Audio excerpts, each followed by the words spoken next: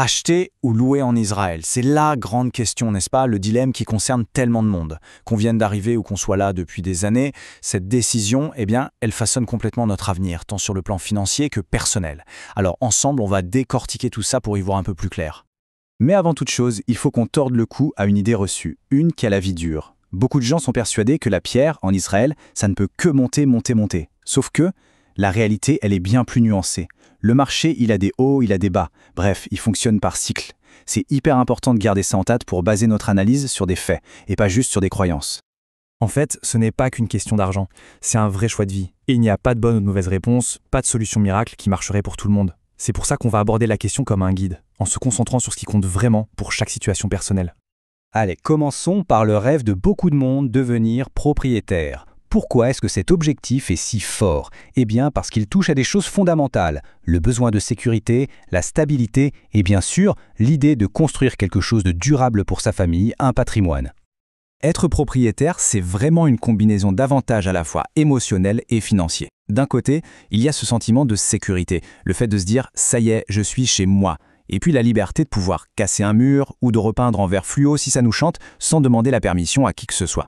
Et de l'autre, il y a des arguments financiers très très solides. Le remboursement du prêt, par exemple, c'est une sorte d'épargne forcée. Chaque mois, on construit son capital. Et puis il y a ce fameux effet de levier du crédit. On utilise l'argent de la banque pour acheter un bien qui, on l'espère, va prendre de la valeur. Et bien sûr, on n'oublie pas les avantages fiscaux qui sont loin, très loin d'être négligeables. Pour que ce soit bien concret, regardons ce chiffre, presque 2 millions de shekels. Ça, en mai 2024, c'est le seuil jusqu'auquel un primo-accédant, quelqu'un qui achète pour la première fois, est totalement exonéré de taxes d'acquisition. C'est un cadeau fiscal absolument énorme qui peut faire une différence décisive dans le calcul final. Bon, maintenant, passons de l'autre côté du miroir, la location. On entend souvent dire que louer, c'est jeter de l'argent par les fenêtres. Mais franchement, c'est une vision beaucoup trop simpliste. En réalité, la location offre une liberté et une flexibilité que l'achat ne peut tout simplement pas offrir. Le plus gros avantage de la location, c'est clair. Pas besoin de mobiliser un capital de départ colossal. Ça change tout. Ça donne une grande mobilité pour suivre une opportunité de boulot ou juste pour changer de quartier sur un coup de tête. Et financièrement, c'est aussi beaucoup moins de stress. Pas de grosses réparations qui tombent du ciel, moins de taxes à payer et surtout pas de risque de voir la valeur de son capital s'effondrer si le marché se retourne. Et tout cet argent qui n'est pas bloqué dans la pierre, eh bien on peut le placer ailleurs. Finalement, le cœur du débat, il est là, sous nos yeux. C'est un arbitrage permanent. D'un côté, l'achat, c'est la stabilité, le patrimoine, mais ça vient avec des coûts et des risques élevés.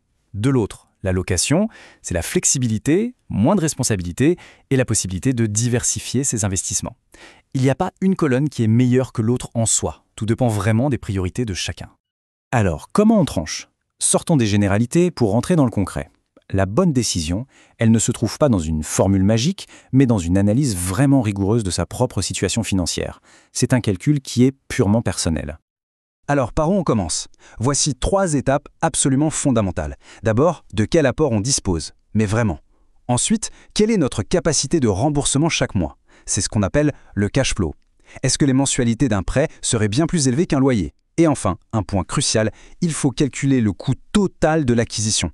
Et quand je dis total, j'inclus absolument tout, les taxes, les frais d'avocat, les intérêts du prêt, les éventuelles rénovations. Et c'est là qu'intervient une question essentielle, qu'on oublie très souvent. L'apport nécessaire pour acheter, c'est une somme considérable. La question qu'il faut absolument se poser, c'est cet argent, si au lieu de le mettre dans un bien, on l'investissait par exemple sur les marchés financiers, est-ce qu'il ne pourrait pas générer un rendement supérieur à la plus-value qu'on espère de l'immobilier? C'est ce qu'on appelle le coût d'opportunité et c'est un calcul à ne pas négliger. On le voit bien, les calculs sont complexes et les implications, elles sont énormes. On parle quand même d'une des décisions financières les plus importantes d'une vie. Essayer de faire ça tout seul dans son coin sans expertise, ça peut être non seulement difficile, mais aussi très très risqué. Le point vraiment crucial à retenir, c'est qu'il n'y a pas de réponse toute faite. La fiscalité israélienne a ses propres subtilités. Chaque situation familiale est unique. Chaque projet de vie est différent.